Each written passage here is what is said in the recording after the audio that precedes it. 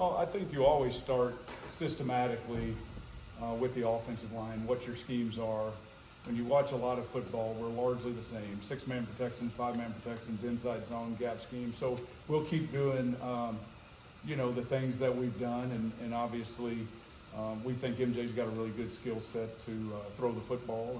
And so we'll keep pushing it down the field. Can you talk about the decision coaches-wise to make the decision to go to MJ, how that?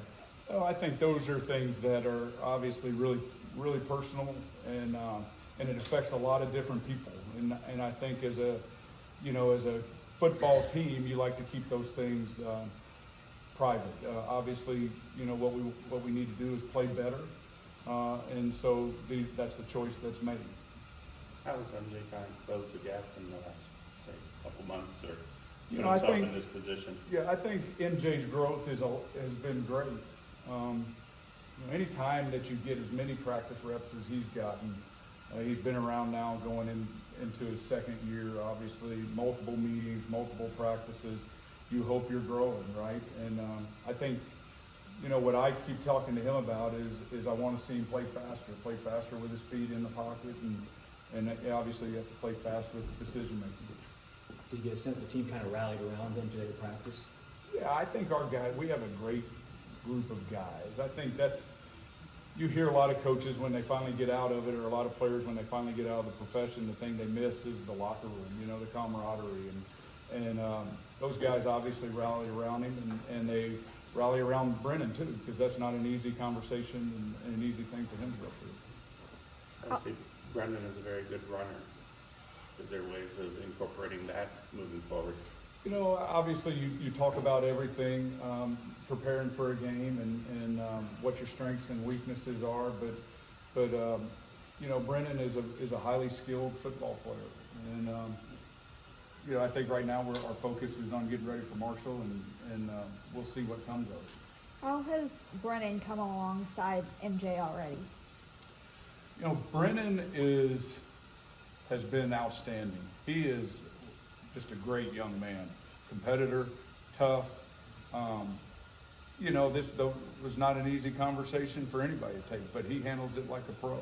He handles it like you would expect somebody with his experience and all the things that he's been through in his career. He handled it like that.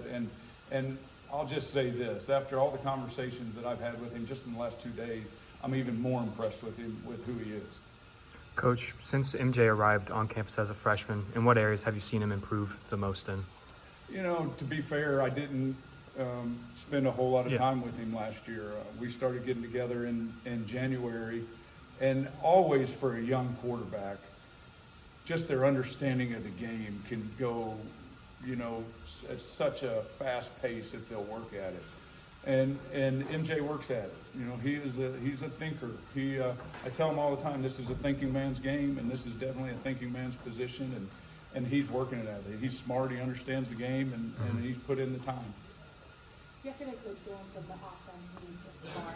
Whether that comes from MJ, the offensive line, or running backs, what's just a move going into this week to try and kind of rejuvenate what's happening on that side of the ball? It's not always just one person, right? We all understand that. Sometimes decisions are made, but there's more than just one reason.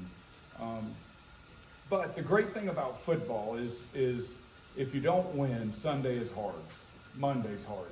Tuesday, you don't even remember it. You're back out on the football field, and we're getting ready for the next opponent. I had it described to me a long time ago. You have a rear view mirror after the game, and after you learn your lessons and make the changes that you need to make, you rip that rear view mirror off and you move on.